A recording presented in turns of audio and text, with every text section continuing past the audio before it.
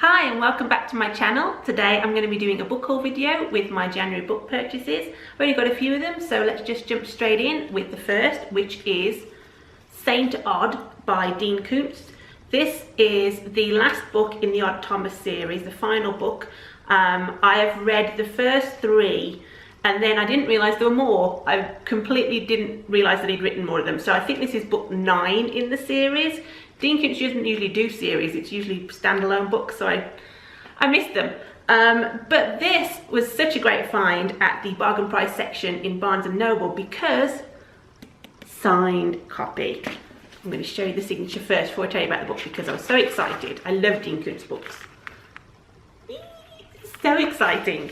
But this is, the final book in the Odd Thomas series. If you don't know the series, it is about a guy called Odd Thomas, and he has these kind of intuitive powers that he knows when things are going to happen before they happen. But there's a lot of devastation, I guess, that goes on within the first book to his life and all sorts of different things. I don't really want to ruin it because it's a very good series, but it's about this guy with intuitive powers and sort of learning more about where they came from, how he got them, and then I don't know the rest because I haven't read the other books yet. And I couldn't risk getting this one because it was signed, but I'm going to have to go and hopefully get all the other ones now so I can catch up from book 3 to now. Next up, we have Dangerous Deception by Cami Garcia and Margaret Stoll. This is a spin-off series to the Beautiful Creatures series, which I haven't read yet and I need to read those first, I think. But I was given the first book in this spin-off series, which is called Dangerous Creatures. I was given that as a Christmas book swap thing in December. And when I went to Barnes & Noble, they had the second book in the series as a hardcover in one of their bargain price book sections. I couldn't pass it up because it's an interesting series. And it's about a girl called Ridley, I believe, and she is a siren, which is a dark caster, and her boyfriend, who is also a dark caster. And it's about love and magic in, I believe, New York is where it's set. So I think it's an urban fantasy and also a YA. If anyone's read this series already, do I need to read Beautiful Creatures first before I jump into this? I know it's set in the same world, but I don't know if it's a completely different storyline or not. Next is a book which my book club chose and read in January, which is The Waking Fire by Anthony Ryan. And it has dragons, so we all thought it's going to be a great book. It's a big, thick book. I think it's 600 and something pages, but it's got dragons and sounds like fantasy and a little bit of steampunk theme. It is basically in this world that dragon's blood can bestow powers on certain people, and these people get different powers based on which kind of dragon's blood that they ingest.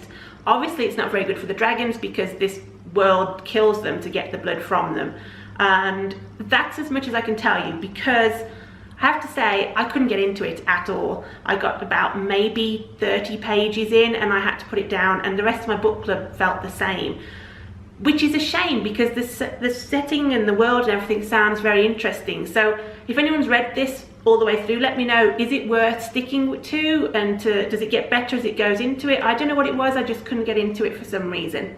Next up is Black Moon by Kenneth Calhoun, and again this is another bargain priced one from Barnes & Noble, which is a hardback. I've never heard of the book, but it sounded very intriguing. This is about a world which is kind of gripped by madness because nobody can fall asleep. So everyone has got insomnia, they're kind of struggling through the day, and this one person named Biggs can sleep and he can still dream, and so he sets off on this quest to try and figure out what's going on and to also save his wife, who is spiraling into madness.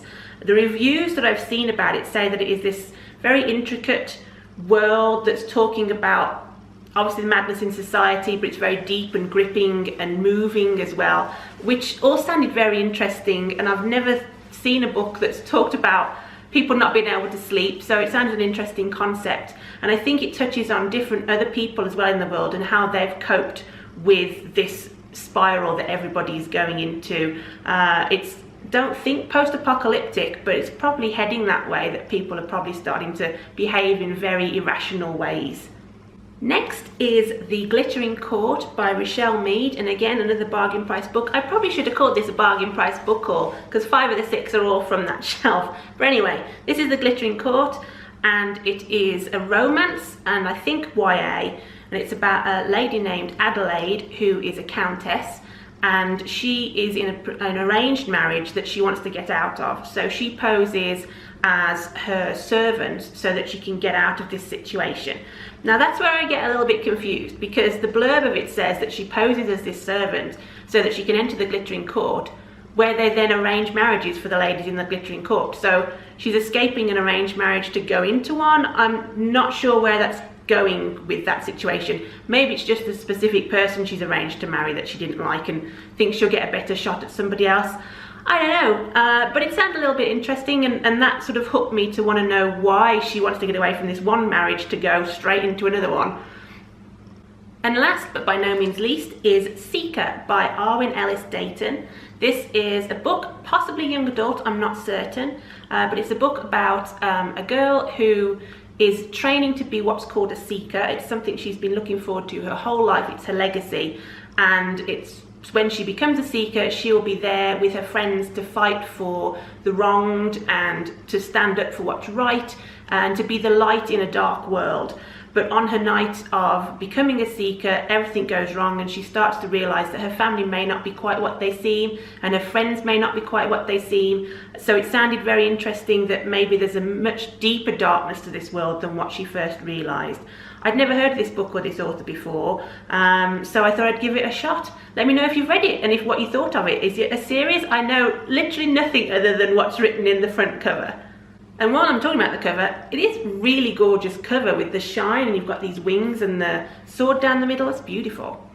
So that's it for my short and sweet January book haul. I'm sorry if you can hear crinkling in the background. That's Penny. She's trying to curl up on this crinkle tunnel thing that we bought her, and she likes it as a bed rather than actually a toy. We've tried to get her to go inside. She doesn't want to.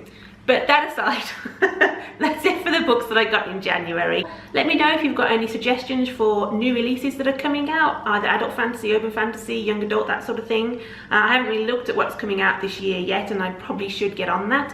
But if you've got any suggestions, let me know below. I hope you've enjoyed this video, and I will see you next time. Bye.